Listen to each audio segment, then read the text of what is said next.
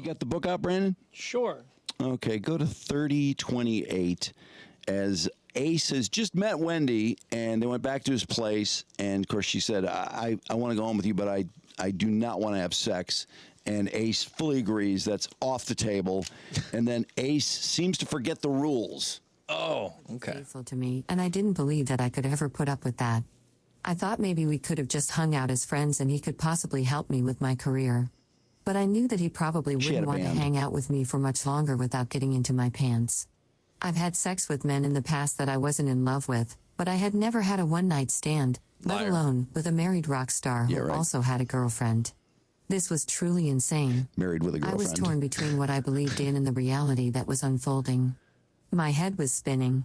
As I lay on the bed, I looked at Ace and thought, God, I just adore his profile. It's cute.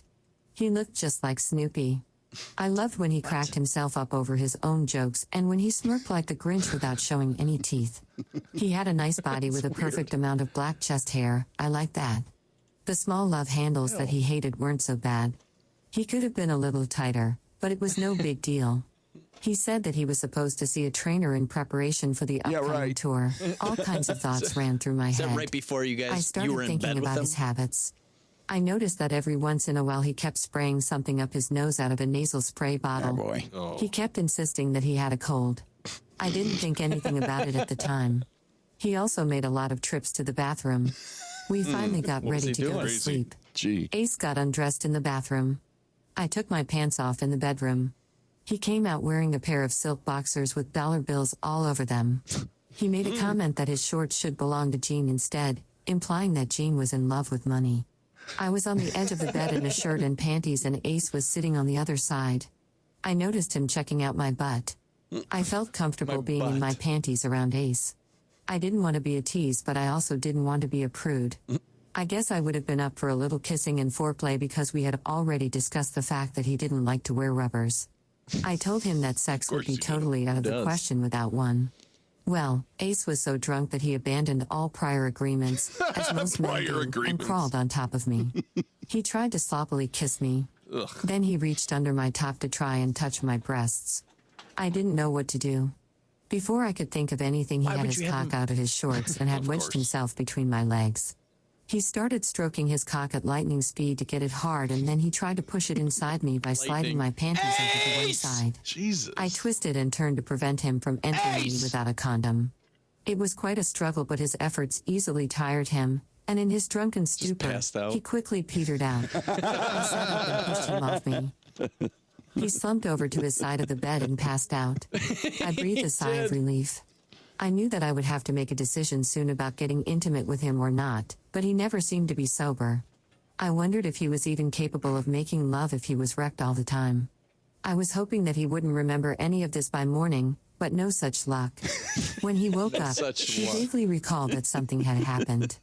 He asked me about it. When I told him, he just laughed. He didn't seem embarrassed about it at all. I figured it must happen a lot. All right, 3349.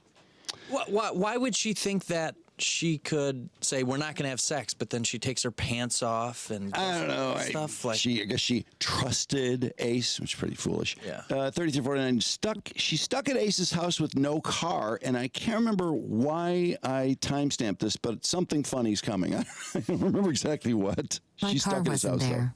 I just sat around and watched him. I felt useless. I was growing restless. I asked Ace to let me help in some way, or she'd only known him for a day. He came up with an idea. I had mentioned to him earlier that I had to go to Guitar Center to buy a 2-inch, reel-to-reel tape for my recording session. They run around $130. Ace told me that his 18-year-old daughter, Monique, and her friend were going to come out from New York for a visit in a couple of days. He asked me to help him clean up his place and make up his room for Monique in exchange for him buying me the tape. I agreed. He got dressed and I drove us both to Guitar Center. When we pulled up, Ace instructed me to park illegally in front of Guitar Center on the red curb.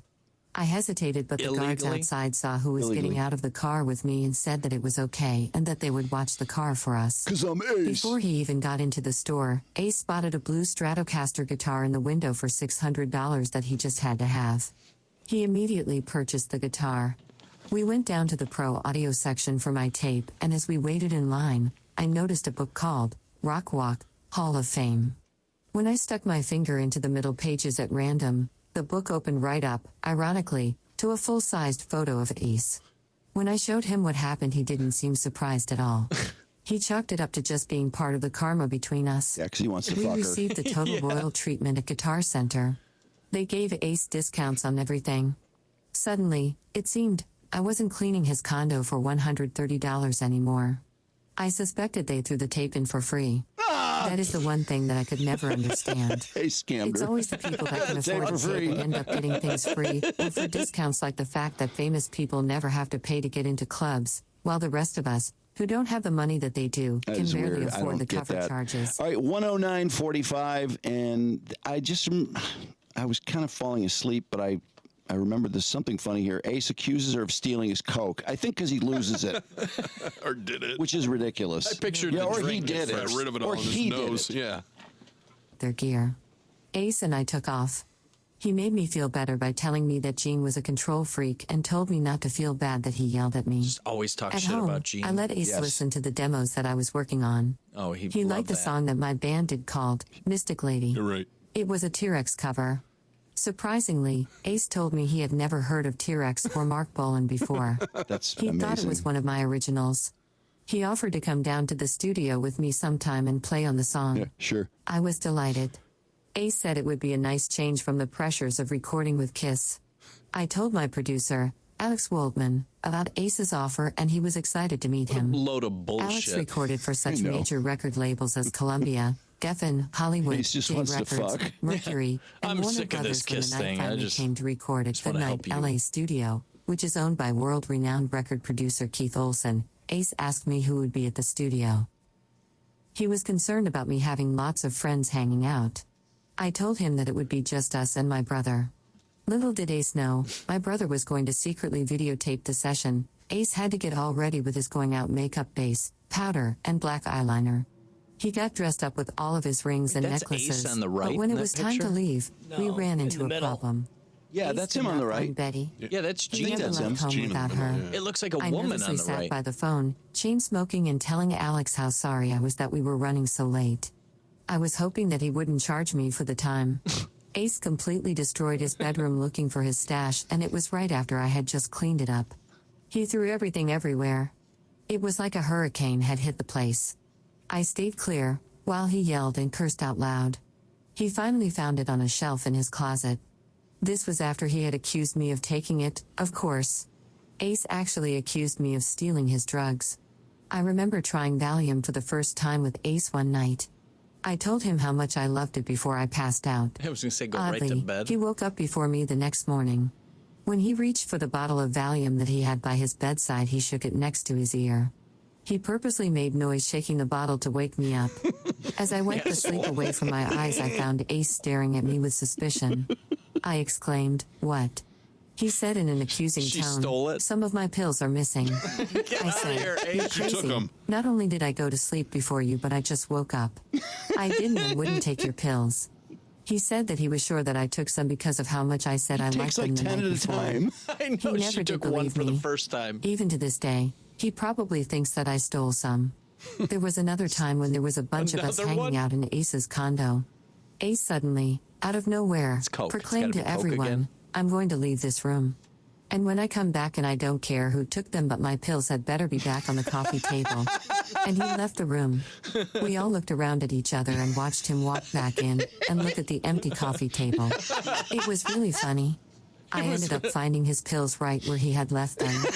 Ace always accused people of stealing his drugs. I'm gonna and when leave we the found out room. There was never an apology. Motherfuckers better The put only it time back. someone actually did steal something from him was when the $100 bill we were all using to snort cocaine had magically turned into a $1 bill by the end of the night. Come to think of it, that happened so much a few coke. times. Magic! Basically, 2 zeros this came was off. how our lives together went.